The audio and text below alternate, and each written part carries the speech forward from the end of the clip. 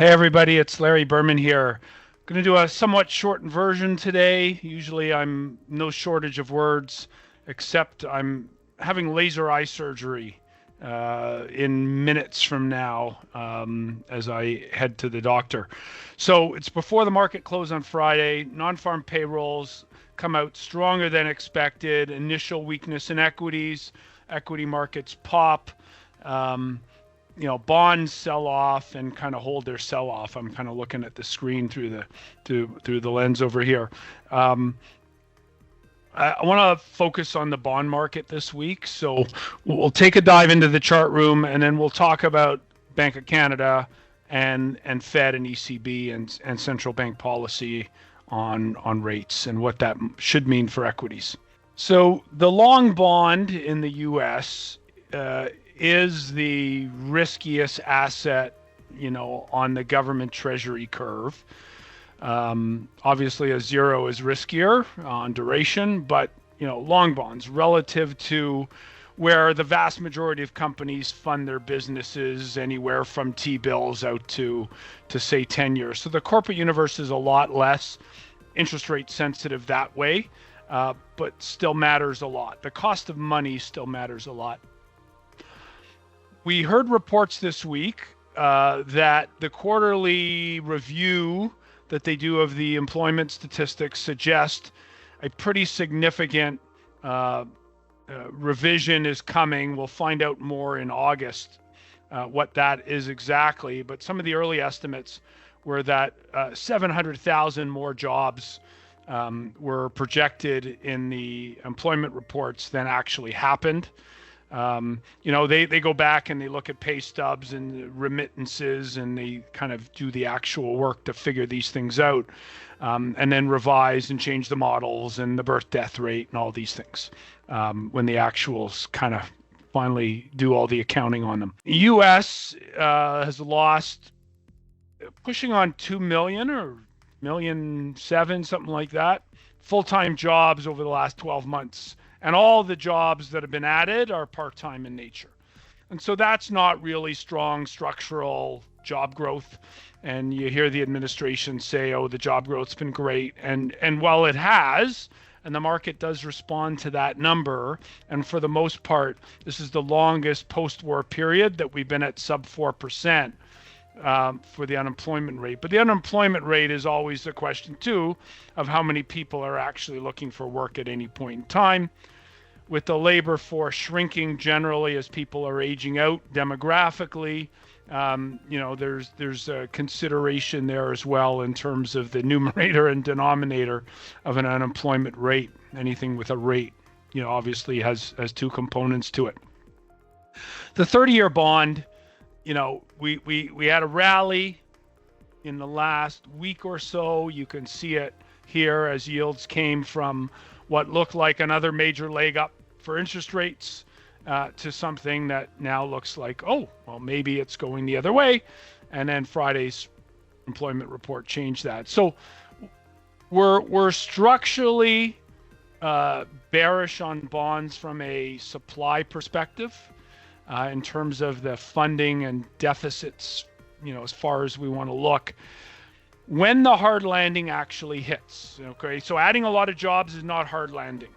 It's not soft landing. Is adding a lot of jobs is not hard landing. Hard landing is you start to lose jobs. So there's no evidence of that.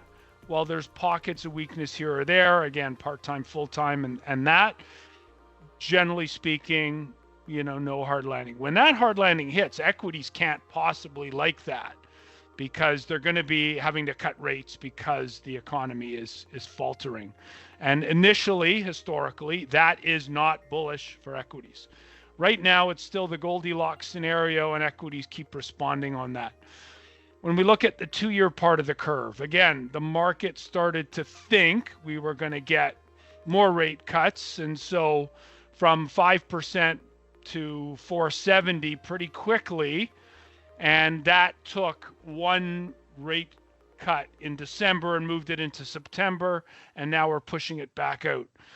There's unlikely to be enough evidence between now and September, probably, for the Fed to commit to anything at the June meeting.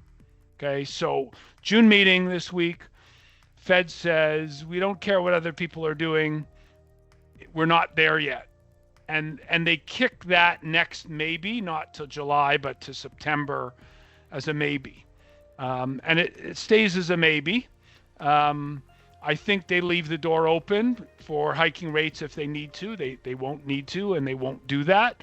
But the Jamie Dimons of the world and some others think that, we may keep seeing higher rates because the underlying demand for labor and the dynamics of the U.S. economy and the global rebalancing of supply chains is going to keep that labor demand relatively persistent.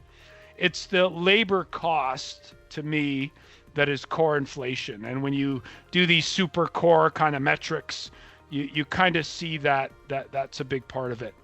Anyways, bottom line here, stocks keep grinding higher, and I'm beside myself from a risk perspective to understand why. And I want to be lightening up into strength here, not adding risk as it breaks out. Typically in a technical world, something makes a new high, you get bullish, it's higher highs, higher lows. And from a valuation standpoint, I just have a big problem. So we are in a period of a bit of irrationality as it pertains to what the likelihood is of where interest rates are and what the Fed actually does. And again, when the Fed actually commits to start cutting, it's unlikely to be because inflation is reaching their target. It's more likely to be because the economy is falling off a cliff. And again, we're so far away from that, as in quarters down the road into 25 maybe at this point, that you're not likely to see that. So, best case scenario is we should take the edge off equities here. We should consolidate the recent rally and do some backing and filling as opposed to seeing this melt up. If you look at some of the more bullish forecasts out there, 5,600 on the S&P, it's not without reason that we see 5,600 before we see a more material correction either. And I wouldn't discount that in any big way. Anyways, it's kind of all I have this week. Bank of Canada, independent of the Fed, they don't really consider the Canadian dollar, although we know they do, because that is a factor when they talk about how easy conditions are or not. But not a big thing right now. I think it was clear in their message this week. They needed to do this. There's probably one more coming in Canada before the Fed moves. So from a currency perspective, which is the biggest variable here, we could see a 139 or a 140 on dollar CAD well before we see anything bullish happen for the Canadian dollar. So that's really where I'm going to see it play out. More so for Canada. ECB is in a bit of the same boat from that perspective. So, King dollar for now continues, and that shouldn't be bullish for equities.